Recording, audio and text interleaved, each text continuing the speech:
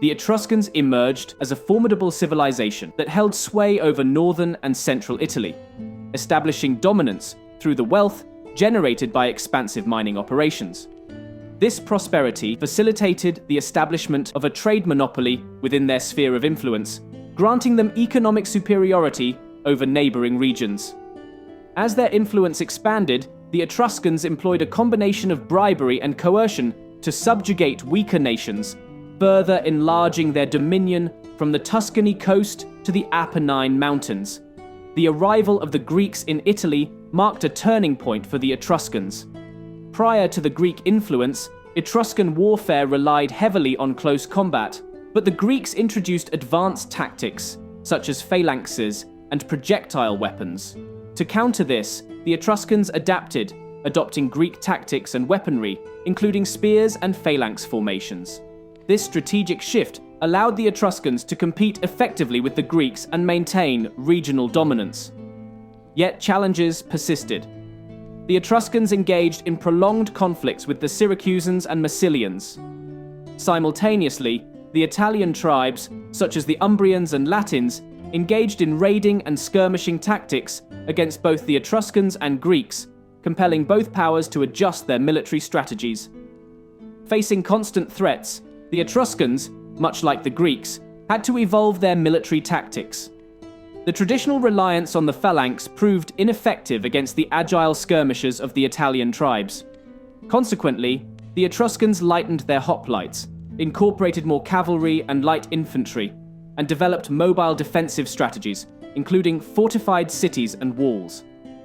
In a parallel narrative, the Greeks, facing challenges from skirmishers like the peltasts, shifted towards faster and more flexible warfare. This departure from the traditional phalanx tactics reflected broader cultural changes, emphasizing individualism and adaptability over the once dominant values of discipline and hierarchy. Adapting to the threat of mobile skirmishers, the Etruscans modified not only their military strategies, but also their arms and armor. They transitioned from heavy-scale armor to lighter clothing, facilitating agility on the battlefield. Helmets evolved as well, favoring simpler, bowl-shaped designs that enhanced visibility and hearing, crucial in mountainous terrain. Two main helmet types emerged: the Etrusco-Thracian helmet, simpler and lightweight, ideal for mountain warfare, and the Montefortino helmet, offering enhanced protection with cheek guards, suitable for open-field battles. Greaves, protecting the lower legs, persisted in Etruscan armor, providing defense against attacks to a vulnerable area. The iconic Hoplon shield remained a vital part of Etruscan armament. Its size compensated for the lack of body armor, offering extensive protection to the soldiers.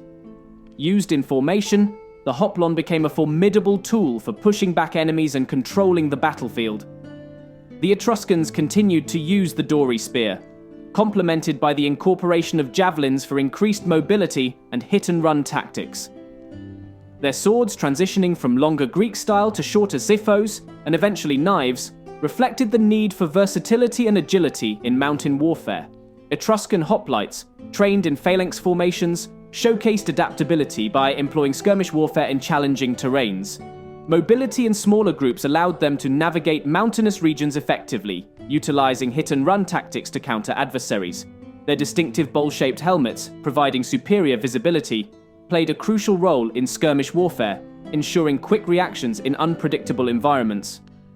In summary, the Etruscans, confronted with evolving threats and challenges, demonstrated resilience through strategic adaptations in both military tactics and equipment, solidifying their dominance in ancient Italy for a considerable period.